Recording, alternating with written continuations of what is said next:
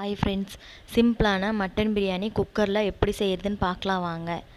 குக்கரில் 100 gram oil ஊற்றிக்கோங்க. 4 பெரிய வெங்காயம் 3 பச்சை மிளகாவை கட் பண்ணி சேர்த்துக்கோங்க. நல்லா மிக்ஸ் பண்ணி விட்டுருங்க. இது கூட பட்டை கிராம்பு சேர்த்துக்கோங்க. மிக்ஸ் பண்ணி விட்டுருங்க. வெங்காயமும் பச்சை மிளகாவும் நல்லா வதங்கட்டுங்க. நல்லா வதங்கிருச்சுங்க. இது கூட 3 தக்காளியை கட் பண்ணி சேர்த்துக்கோங்க. தக்காளி வதங்கினதுக்கப்புறம் 2 டேபிள் ஸ்பூன் இஞ்சி பூண்டு பேஸ்ட்டு சேர்த்துக்கோங்க. நல்லா மிக்ஸ் பண்ணி விட்டுருங்க. இதுக்கு தேவையான உப்பு போட்டுக்கலாங்க. நல்லா கிளறி விட்டுருங்க. இப்போது பிரியாணி மசாலா சேர்த்துக்கலாங்க. நான் சக்தி பிரியாணி மசாலா தாங்க சேர்த்திருக்கேன்.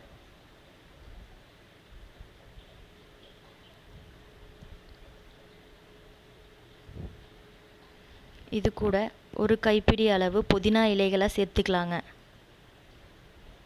மிக்ஸ் பண்ணி விட்டுருங்க. இதில் 1 கிலோ மட்டன் கழுவி உப்பு மஞ்சள் போட்டு வேக வச்சுருக்கேங்க. அதே இது கூட சேர்த்துக்கலாங்க. 1 கிலோ ரைஸுக்கு 1 கிலோ மட்டன் சேர்த்திருக்கேங்க நான்.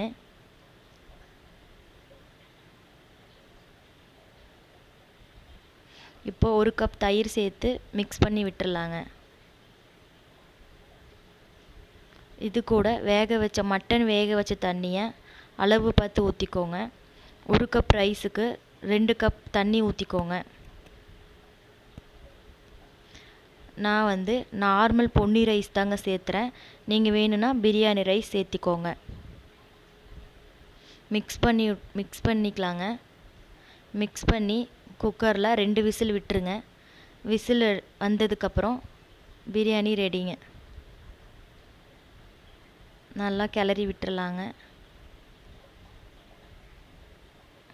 அவ்வளோதாங்க, சிம்பிளான மட்டன் பிரியாணி ரெடிங்க. பிளேட்டில் பிரியாணி போட்டுக்கலாங்க.